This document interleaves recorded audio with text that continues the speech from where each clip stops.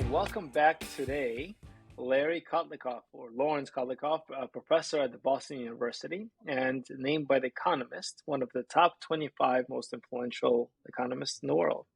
And this is part two of our series with Larry. Part one, we ended on, it was such a good conversation that we decided to bring him back on.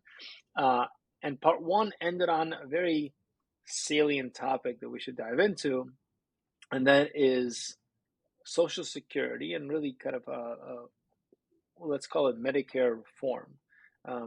Larry's written a lot about this, ran as an independent for the presidency of the United States on this.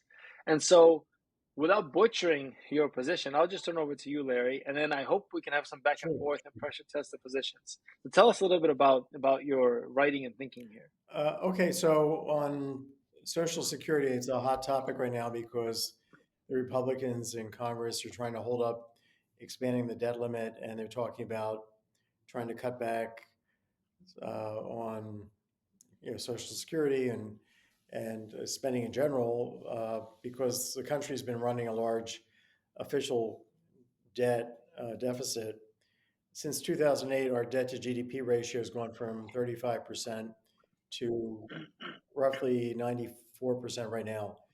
It's actually been coming down because of inflation. Inflation's been watering down the real value of the debt. So that's one of the things that people don't quite get, including Senator Manchin, that we're actually, by printing money, we're actually making money for the federal government.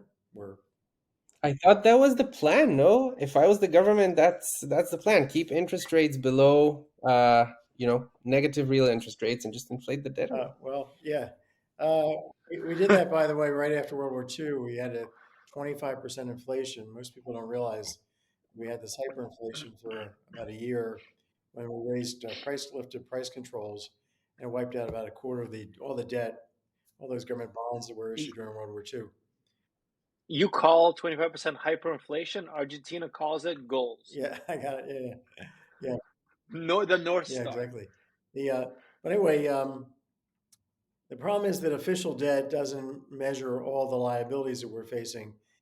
Because how we call the money that we take from people and then we make promises. If we call it, if we use the word borrowing and repayment of principal plus interest in the future, then that obligation is official, gets put on the books. If we say we're taxing you and making transfer payments to you in the future in exchange, those transfer payments in the future do not get put on the books. So we have all these off the book obligations, liabilities that aren't being counted. Uh, but when you start thinking down this path, you say, well, there's obligations like defense spending. That's an obligation. We have to maintain the defense of the country. We have to maintain the highway. So we have all these implicit obligations, including transfer payments to you guys when you're older, like Medicare and Social Security, and we've got other welfare programs. So what we have to do is put everything on the books together, and when you do that, we get what's called the fiscal gap, and the fiscal gap is enormous, something like 8% of GDP forever. And if you want to close that, you're going to need a 47% tax hike. If you want to keep the spending path, you're going to have to raise taxes, every federal tax by 48%, or cut spending of all kinds by 33%, apart from interest payments. So the country's broke, dead broke, and Social Security is part of that problem. So my view is raising taxes by 47% is really impossible politically and economically for the country. Cutting spending by a third is also impossible, really. So we have to kind of think out of the box, and that means restructuring what we're doing to do it more efficiently. So when if we talk later in this podcast about healthcare, I can suggest what I would do on that. I think to discuss that a little bit last time, but the we're spending 18% of GDP on healthcare. Other countries are spending 11, 12, 10, getting much better results. If we went from 18 down to 11, we would save 7% of GDP. That would pretty much take care of our fiscal gap problem. So there are, so just reorganizing what we're doing just there can can really save the day. On Social Security, we have a system that's, according to their trustees, uh, if you look at table 6F1, that's Roman 6F1 in the trustees report from 2022, April, you'll find that the trustees, the actuaries of Social Security, are claiming or saying that we have a fiscal gap just in that program of $61 trillion. The official debt is around 22 trillion. That's the debt in the hands of the public, because the Fed has bought back some of the debt by printing money. And anyway, the debt that kind of that we want to think about is 22 trillion. Social Security's debt, according to the actuaries, 61 trillion. So by having this big debate in Congress about the official debt, we're missing really the forest from for the trees. So what I would do is the same thing that corporate America did with respect to its defined benefit pension plans when they realized that they had made promises they couldn't keep and that they had underfunded the plans. And starting with IBM, I believe in the 1980s, what they did is they froze these plans in place.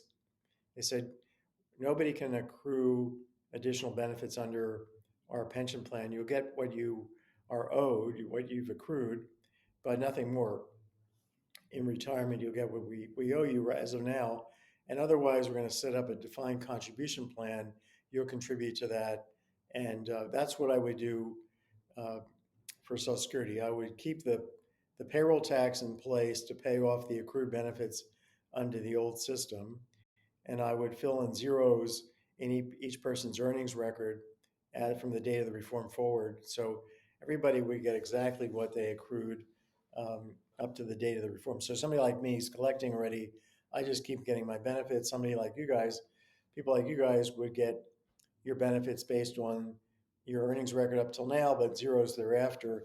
And then we would take 10%, keep the payroll tax in place, require that everybody put 10% of their salary into a personal security account, a private personal account, which is going to be, before the money goes in, it would be split 50-50 between spouses. So each spouse has an equal size account. The government makes matching contributions on behalf of the poor, the disabled, and the unemployed. So we have progressivity. And then, unlike what President Bush was proposing, none of this money is run through Wall Street. All of it's run by my laptop at zero cost, because it's all going to be, all the money would be pooled, all the accounts would be pooled and invested in a global index of stocks, bonds, and real estate. So everybody gets exactly the same return. The government would, let's say, Alex, how old are you right now? 39. Okay. So Alex, when your age birth cohort, when people your age become 57, what the government would do is gradually over the next 10 years take your birth cohort's holdings of this fund and sell it off a bit every year for 10 years and convert the proceeds into inflation index bonds. Those would be used to pay your cohort inflation indexed annuities starting at age 62. And by 67, you'd have your full dose of, your full level of benefits in terms of annuities.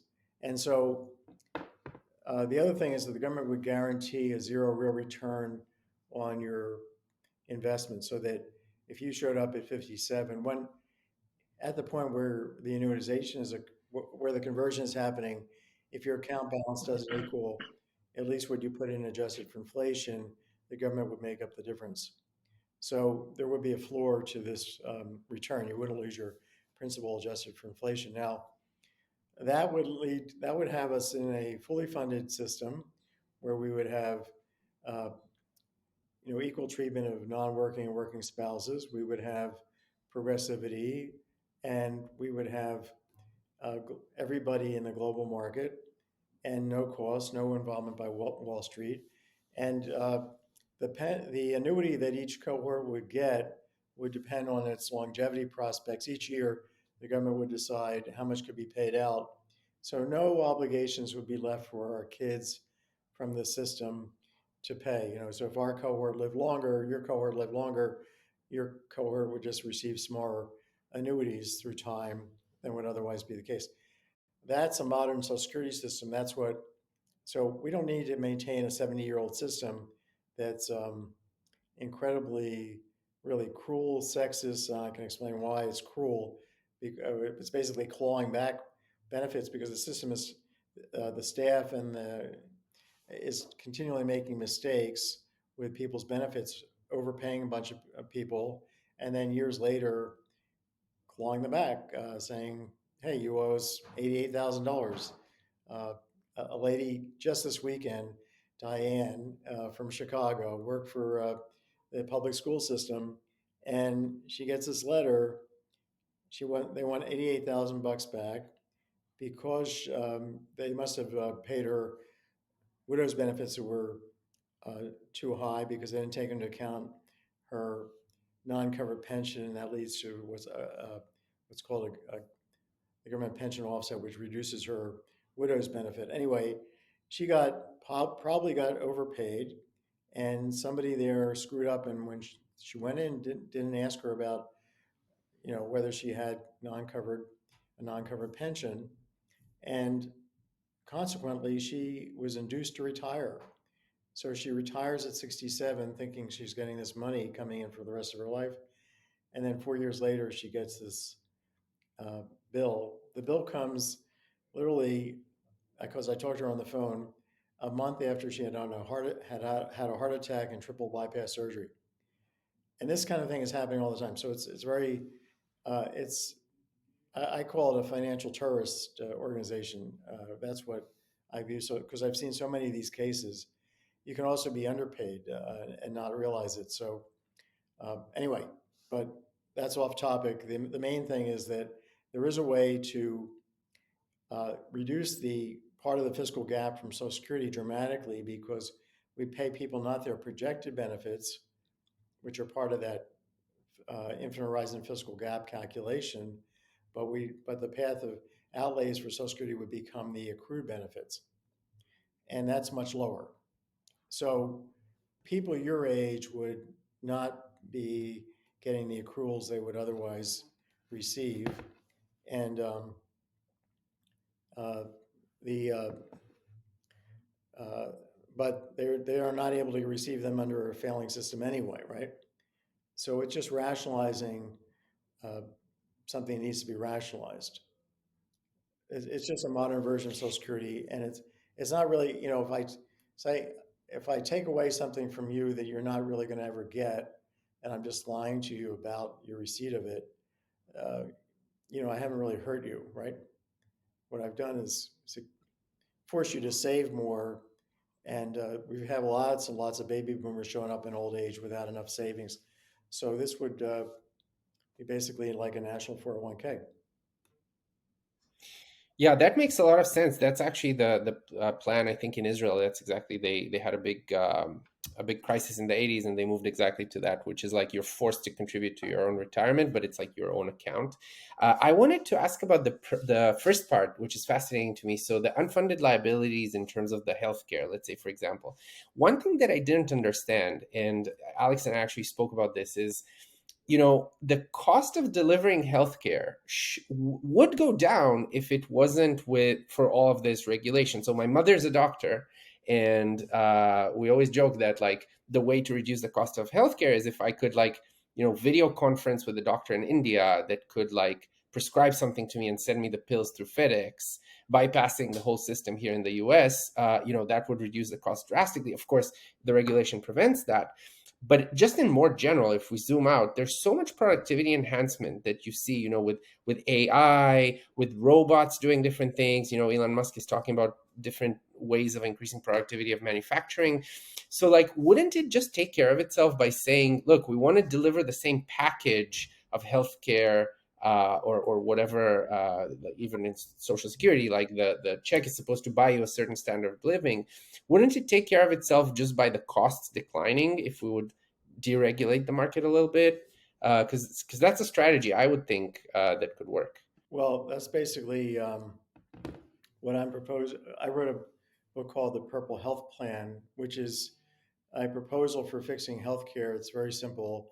It's adopting, it's really Medicare for all, but it's Medicare Part C, the Advantage plan, which is with some much more standardization so that the plan you choose can't cherry pick and basically induce you to come in because they have a nice gym membership deal, and then when you get sick, kick you into, uh, kick you, induce you to leave, uh, and that's some form of cherry picking. But your idea of competition is exactly at the heart of this. So what we need to do is get rid of all the different programs we now have: traditional Medicare, current Medicare, Obamacare, employer-based health care, concierge care, put everybody under the same uh, plan, which I and my co-authors of the latest version of this is called the Better Care Plan. And it's on my website, kotlikoff.net, if you look for Better Care there, under articles. So the basic idea is, look, Shimon, you have some pre-existing conditions. Uh, you choose a health plan. They have to provide the same identical care. They've got to cover the same things as every other plan. And uh, because otherwise they're going to start trying to cherry pick, and one plan will try and get these people with these kinds of health conditions and others with to try and game the system. But if we standardize things, then we have a system where we're really in like an apples market where we have intense competition over exactly the same thing. So you've got the opportunity to choose a plan from maybe 30 different companies, but it's exactly the same plan, and they're competing. And of course, there's going to be quality. Different ones are going to produce different quality, but so you can choose the ones that are better in terms of quality. Every year you can switch, but the key thing is the government is going to send the plan you choose a check that covers you for the year, uh, except for maybe some small out of pocket that everybody would be uniform. And that check is going to be based on your pre-existing conditions. So if you have diabetes, you're going to the plan is going to get a bigger check.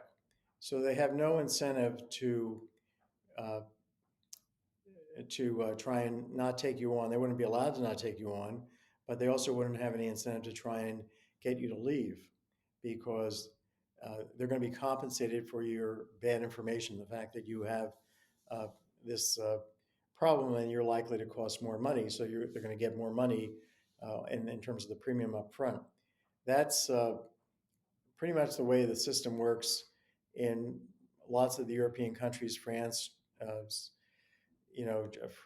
Germany, Switzerland, from what I understand, Israel even, uh, that you're picking, maybe not, maybe I got that wrong in Israel, but I think Japan.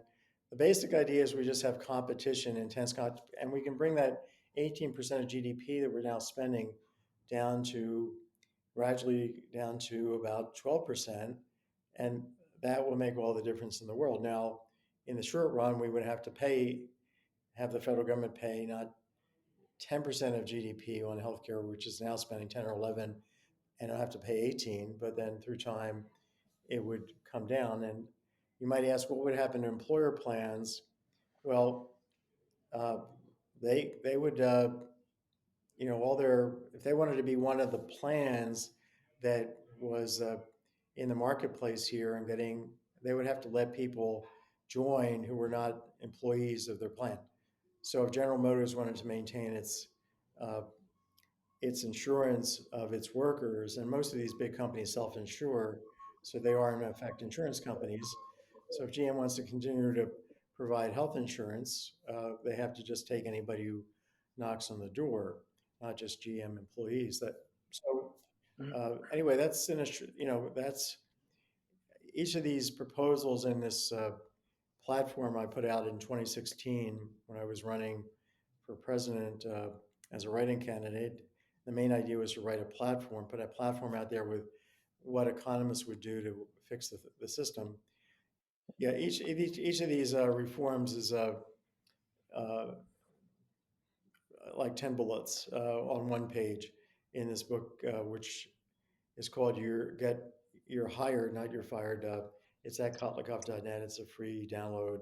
So I took my platform and I made it into the book pretty much the day after the election in 2016, and it was there for Trump to read, but not clear that he can read much, or what his reading level is, to tell you the truth. So nobody at the Trump administration ever contacted me about implementing any of these ideas. But there's a Social Security solution. There's this healthcare plan, which is now called the Better Care Plan. Uh, there's a plan for fixing taxes. There's a plan for education. It's a no-brainer. We need to have the Department of Education put the best high quality videos. If you're talking about eighth grade algebra, find the top 20 teachers, put the entire course for the top 20 teachers online for anybody to grab from the Department of Education's website. And you can use it in class, you can use it with your kids at home. Uh, and that leads to equalization of education across the country for free. This is a complete no-brainer. You go to the Department of Education, there's nothing there. There's not a single thing online, unless I missed it, in terms of course free education. All they have to do is go and figure out who are the top teachers of high school algebra, and just videotape them for a semester, and then put it up there for every course, right? Including Yeah. in Cuba. I don't know if you guys know this, but in Cuba, uh, a good part of the day, the kids watch TV. What they're doing is watching the best teachers in Cuba uh, teach whatever it is, algebra or math or Spanish or English, whatever they're teaching, uh, science, uh, and everybody around the country in a given grade level is seeing that same TV show, so they're all getting exactly the same education, and they've been doing this for years. And if you go to, Cubans are highly educated. The economy is just terrible because they have communism doesn't work as a economic system, at least. This reminds me of a funny story. I actually used to live in Cuba for a year when I was 3 years old because I was born in a communist country, and my father, they sent him to Cuba. And my mother, who's a doctor, she used to volunteer at the hospital there. And she would say that when Fidel Castro had a speech, everybody had to drop everything that they're doing in the hospital and watch the speech on TV for like an hour. Yeah.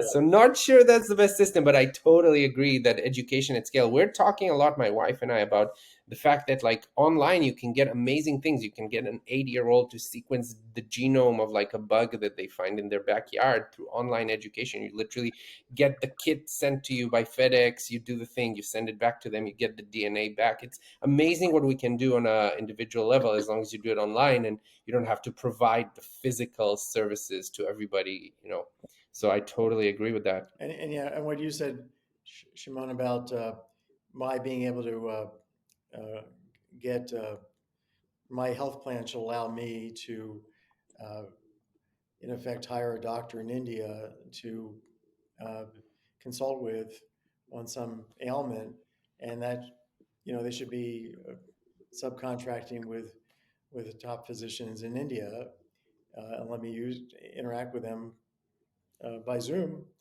I mean, this is happening all the time now. We're having Zoom appointments, right? So we should have telemedicine around the world. Uh, why not?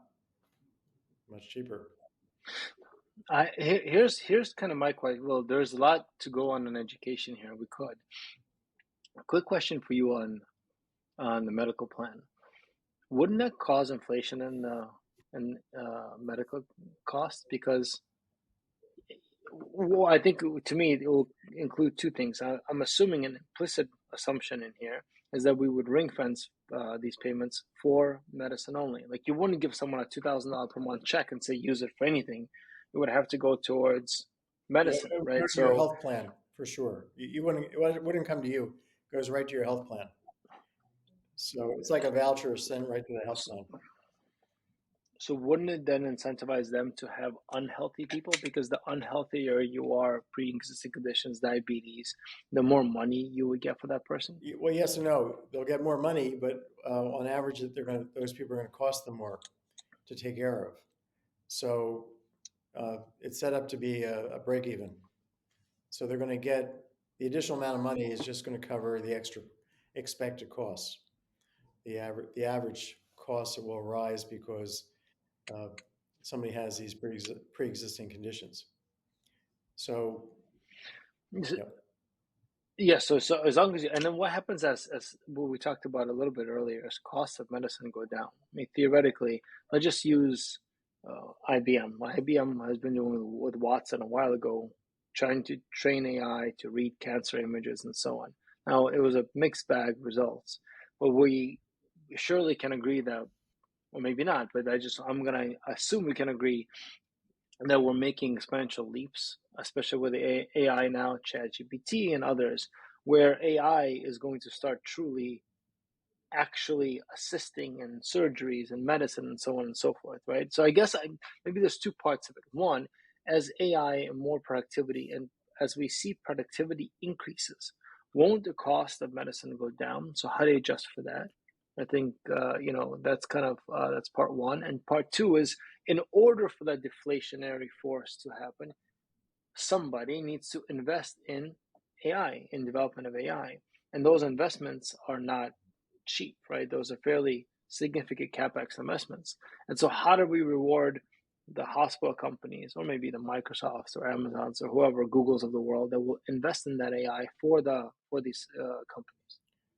Well, I think they'll reward themselves by, if AI is going to help them deliver uh, care to you, Alex, because your voucher now is you've chosen, let's say, United Health plan, and uh, if United Health decides to use AI to lower its cost, it'll get the money that the government sends on your behalf, and then have lower costs and make a bigger profit.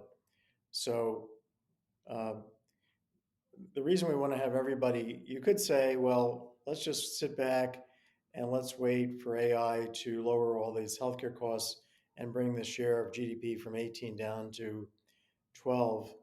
The problem is that uh, it could go the other way. People could demand even more services. Traditional Medicare is kind of, you know, you can see as many doctors in a given day as you'd like and keep sending the bills to uh, Washington.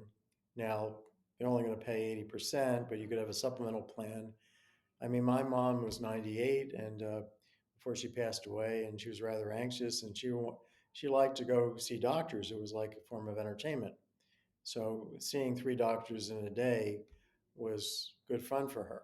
Uh, and she was on traditional Medicare. So we have to have a way where uh, we gradually bring the total amount of these vouchers down.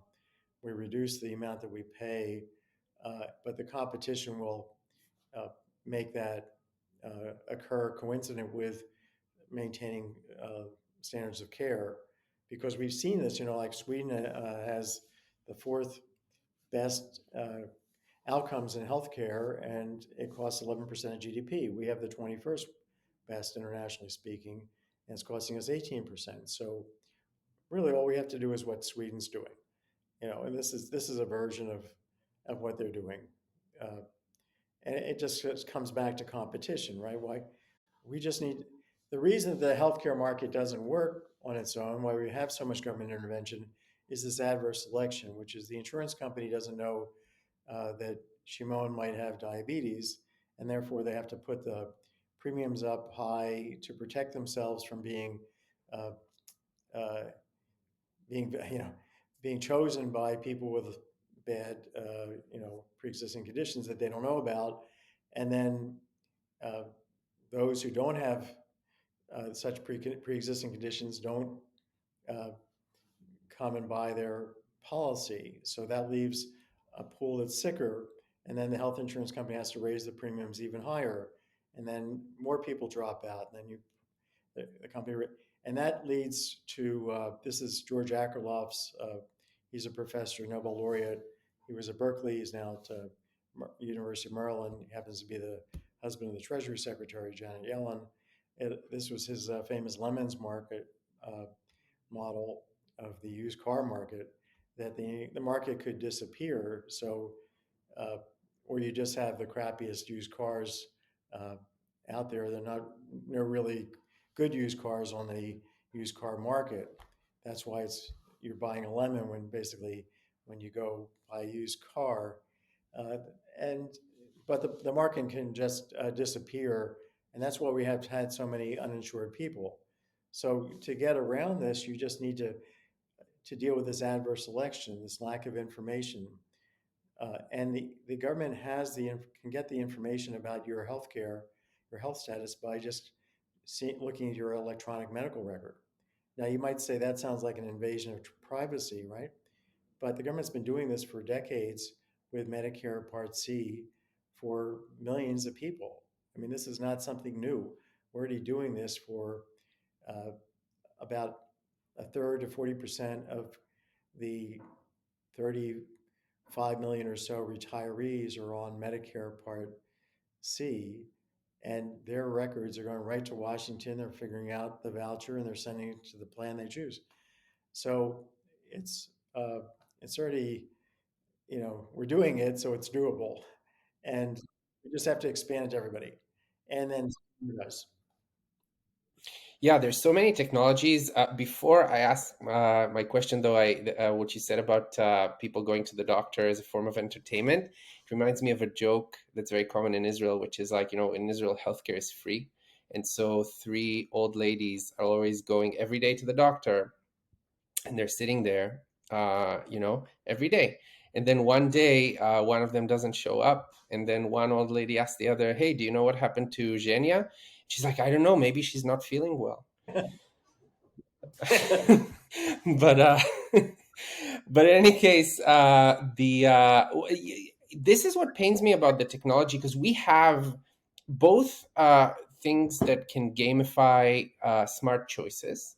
So, for example, my wife used to work at a Silicon Valley company where they got a travel budget, right? So it's like you can get business class up to this amount, or economy, or hotels. But if you book stuff that costs you less than your allowance, you get these points, and then you can use these points to get rewards. Now, the points are much less than what you saved the company, but because they gave you something, people are like, okay, I'm just going to book the cheaper flight because it's like maybe a little bit less convenient, but I can get the points. So that's one way of incentivizing people to just choose the most cost-effective option. The other thing is, because we have all this data, why don't we give people incentives to be healthier? So I remember I actually used to work, it's funny, when Obamacare rolled out, I was working at the Boston Consulting Group in Chicago with a top health insurer, and they had all these like things to incentivize healthy behavior, like giving you a free gym membership, but like nobody used the gym membership. And so, but what if we could track people what they do, and just reward them for healthy choices? I think that, first of all, it's better for them because like they're healthier, and it also saves a lot of money. But I mean, do you think the government could do something like that, or people say this is not fair, this is In my book, discriminating? look, if it's United Healthcare is in one of these plans, uh, it would be, I'm sure, there were, or Kaiser, or many, lots of different HMOs around today. So let's say United wanted to subsidize diabetics if they reduce their blood sugar level, which from one month to the next by X%, and keep it there at this lower level, they will get so many, get paid, or they'll get some other kind of maybe it's a free airline ticket. There'd be nothing that would, you know, keep a company from doing that, as long as it wasn't, it's more of a subsidization than a negative thing. Whereas if you don't get it down, you're going to lose something. But if you do something that's going to help you and save us money, then that should be part of what they're offering. So I don't, so that would be under what I'm proposing. They'd be free to do that. they'd be free to say, okay, here's our basic plan. We're going to take care of, you get cancer, we're going to take, get this cancer. We're going to do this operation just like anybody else would. But in addition, uh, if you go to the gym and we can have verification of it from the gym, guess what? We'll pay for the membership. We'll not only pay the membership, but we'll pay an extra $50 a month. And if it's efficient, it will happen. In other words, if it's cost effective. Yeah, there has to be probably some sort of tie into if you will pay for it and you get XYZ results. Because if they just pay for it, then it'll be the same phenomenon. In this case, taking anecdotally the gym, of everyone will sign up for the gym costs will inflate, and then no one will go. I mean, as it is now, people sign up just to feel like they're exercising, they don't actually go to the gym after, what is it? I think I forgot the stats, but I just want to challenge that, Alex, because I don't think you can make a direct relationship between more people are using a service and the cost will go up. Like, not necessarily. Like, maybe we'll open more gyms, and you know what I mean? It's not that linear, is my point. Let me just answer Shimon so we can all have a debate. While I think it might not be that linear, but now we have a phenomenon.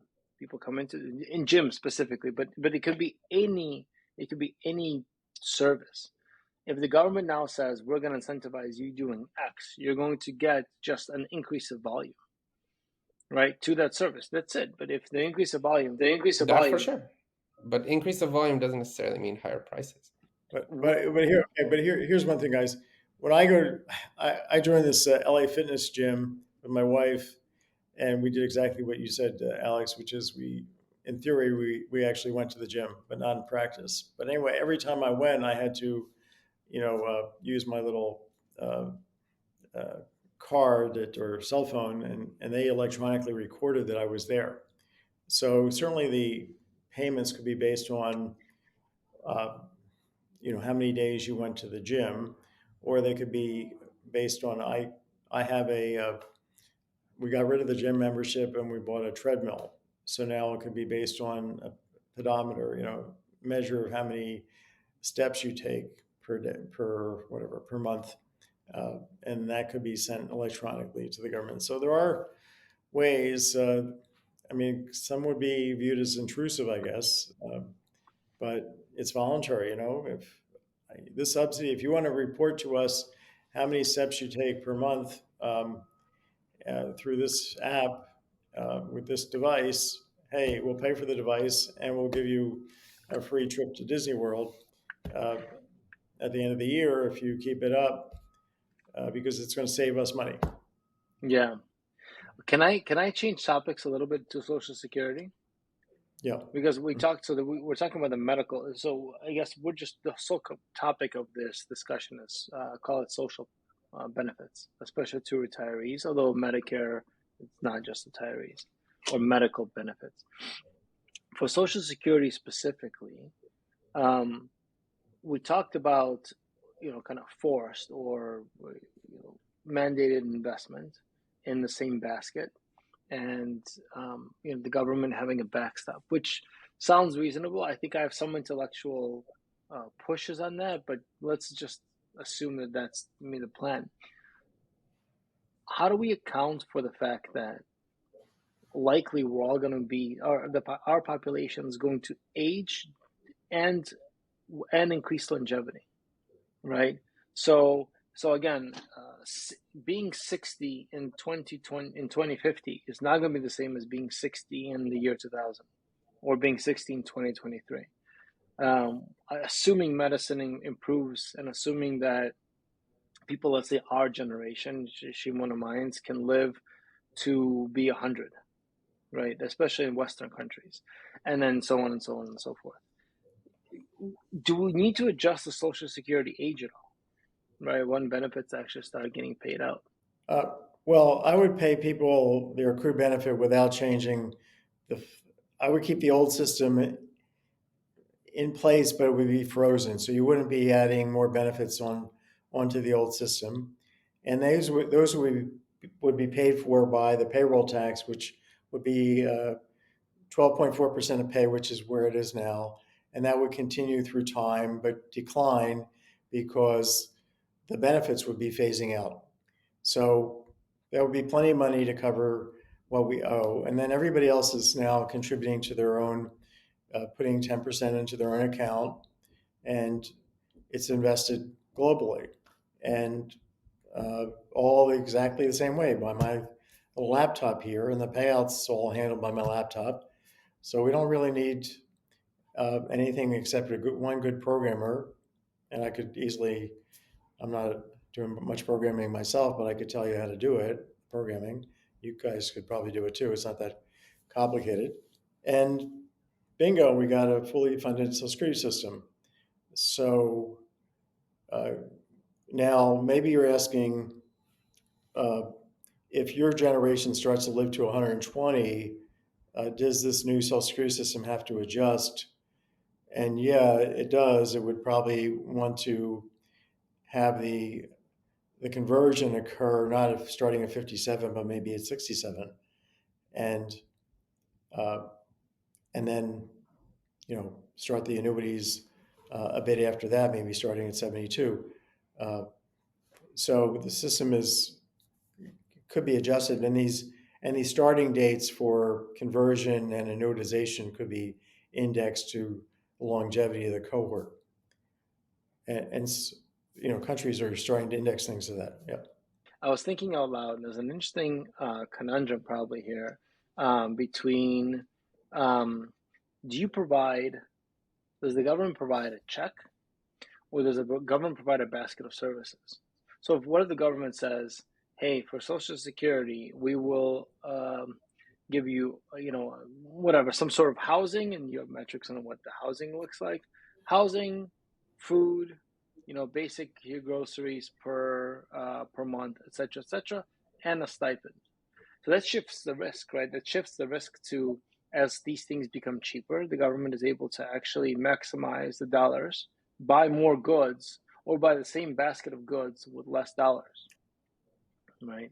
Or mandate people to live in a certain area, versus the current system where you're giving someone a check.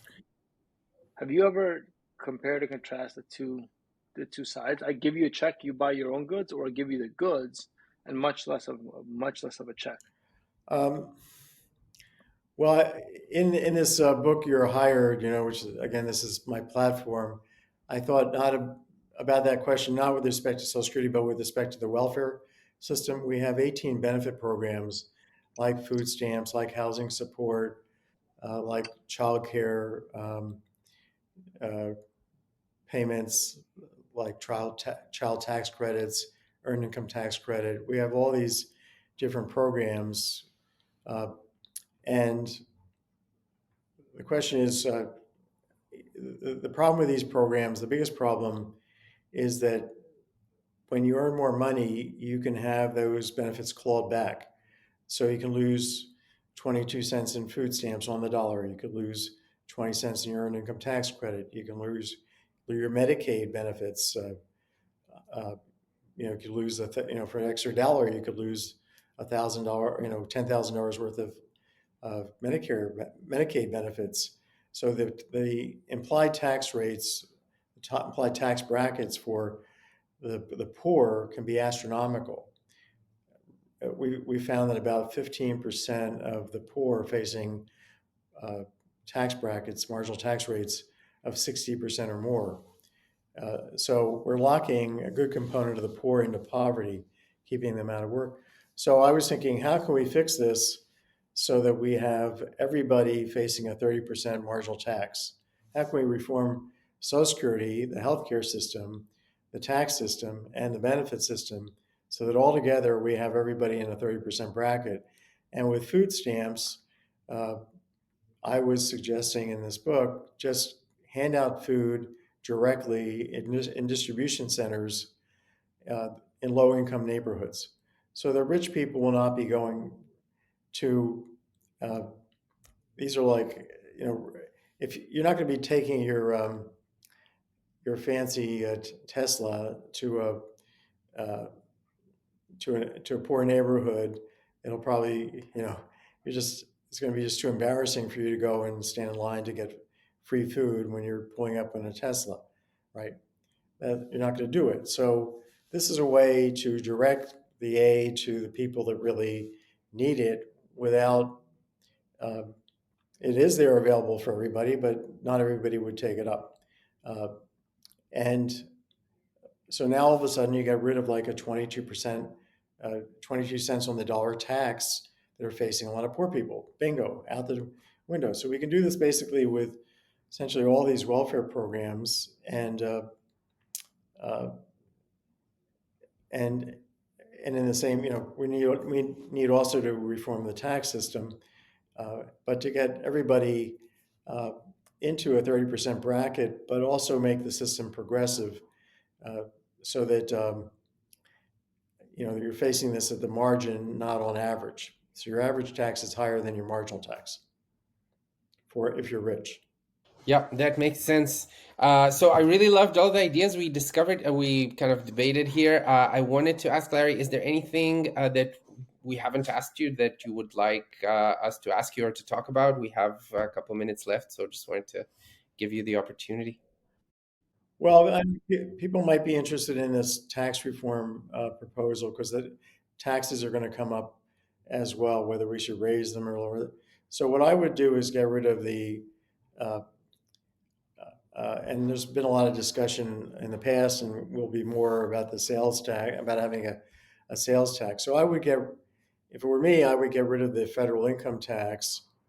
I would change the corporate income tax into a basically a business cash flow tax, which is uh, in effect a consumption tax. I'd have a retail sales tax with a rebate, with a lump sum payment to everybody, a basic payment to everybody, but then a retail sales tax, uh, and then a cash flow personal consumption tax that would kick in above $100,000 in consumption. So this would make sure the rich, particularly the super wealthy, pay taxes. Right now, so anyway, I'm talking about getting rid of basically the current corporate income tax, having a different type of business tax, which is a consumption tax, getting rid of the personal income tax, replacing that with a consumption tax, adding a uh, progressive consumption tax, so three consumption taxes. Uh, and then I'd also have an inheritance tax, uh, and I'd have a carbon tax. All these together would generate enough revenue to cover, to help that and the proposals about healthcare and Social Security, and would get rid of the fiscal gap. Okay, so we could have. So what I'm trying to say is that if we start changing the conversation into fundamental reform, then we get the Democrats and Republicans to start, both sides now start thinking about something that they don't quite know about, and they can't say, well, I want it this way, I want it that way. They both uh, can take a role in engineering this, architecting it, as opposed to saying, if we stick with the existing uh, fiscal structure, it's just going to be a dogfight. Nobody will give. We'll get nowhere. The Republicans for X, Democrats for X, and no progress. So we have to change the conversation to make progress in this country.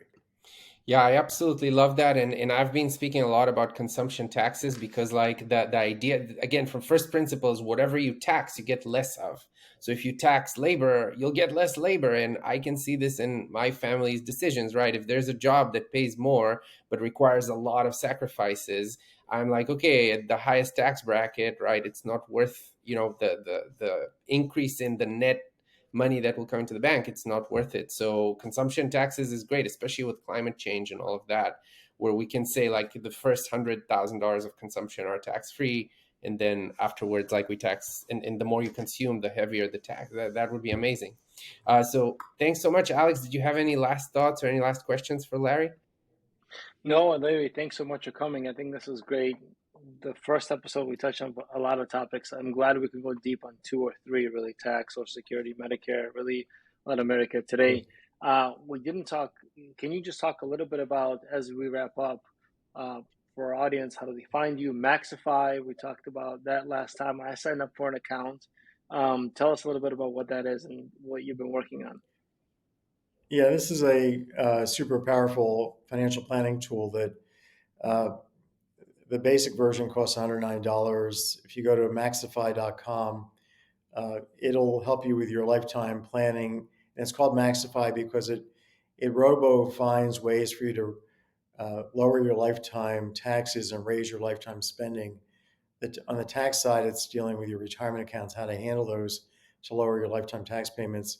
On the benefit side, it's trying to optimize your lifetime Social Security benefits.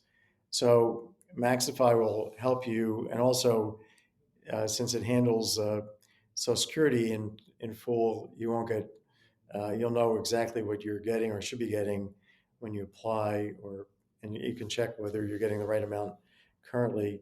And then we have this other tool called Maximize My Social Security, which is just taking the Social Security tool code from that tool and putting it in, and we put it into a separate program. That's $39. So if you're just trying to figure out uh, how to get the most from Social Security, by maximizemysocialsecurity.com, or if you're trying to figure out whether you're getting overpaid or underpaid, if you're already getting a check, run the program as well, because you don't want to be in a position where you could get a letter from Social Security, which they're sending out all the time to all kinds of people. Hey, we overpaid you $100,000 over the last 4 years. Sorry, it was our mistake, but you have to repay. And yeah, well, yeah, sorry that you might have retired early because of this. Uh, That's terrible. you're smiling. This just happened to a lady. This It's happens all the terrible. time. I'm getting emails from people all the time. A lady named Diane was in the public school system and worked there in Chicago. Let me just tell you the story. She's uh, at her husband dies at 67. The undertaker says, "Go check out your widow's benefit, Social Security." She goes, takes all her information. They give her apparently a benefit that's too high because it should have been reduced for the fact that she wasn't participating in Social Security for many years through something called the government pension offset, having to do with her government pension from her state government work, the school system. So, so 4 years later, uh, she gets this letter. It's a month after she had a heart attack and a triple bypass. She's just out of the hospital. She gets this letter demanding $88,000. And she says, I would never have retired had I known uh, that uh, this was going to happen, that wasn't owed this money. So that's why I say people should check using our software whether they're actually getting paid the right amount. Because if they're getting overpaid, you want to find that out right now so you don't continue to get overpaid, because they will come after you. I've seen people come get clawback letters up to $300,000 10 years later. Wow. Uh, yeah, I'll tell you this one other story. It may be too long for your segment here, but I'll tell it to you just in case you can stick it in. So this lady, and I wrote about this on my website. She's disabled. She uh, gets onto disability. She starts getting disability benefits. Then she says, "Well, let me maybe try and write a book. I want to write a children's book." It becomes a New York Times bestseller. She'd never written a book before. She starts getting royalty payments. She calls Social Security every year for 10 years. Can I still get these disability benefits given that I'm getting royalties? Well, they said, no problem. Royalties are not earned income. You can keep the checks. So fine. And after a bit, the royalty start, declining as they do. And she's now 10 years later living in she didn't save much of the money, and she's living in pretty much poverty just off of Social Security, off of these disability checks. And she gets a clawback letter for $300,000 saying, uh, and why? Well, she gave a couple talks at the local library about her book, and they probably sent a 1099 for the expenses of parking or whatever. Uh, and that went to the IRS, and the IRS sent it to Social Security. And then they decided, well, because she had done something actively to promote her book, this was all earned income, Oh my God. all the money. And so, I read the judgment. She appealed it. I read the judgment of this Social Security judge, and he wrote, I'm reading this, so it's for sure. He wrote, well, it was our mistake, but our mistakes are your mistakes under Social Security. So too bad. The only way I can uh, disavow or rescind this clawback is if you're poor. And you appear to be poor, but I've reviewed your financial information, including your uh, cable plan. And I noticed that your cable plan is a very uh, It's crazy. generous payment plan. It has lots of channels. And therefore, I've decided that you're not that poor. And therefore, you have to pay back the $300,000. So this was really sentencing this lady to death because she had no other source of income. And she would, it's basically going to lose her rental place, apartment, and be out on the street. This is what's going on all the time. I call Social Security a financial terrorism organization. I was gonna say it's terrible.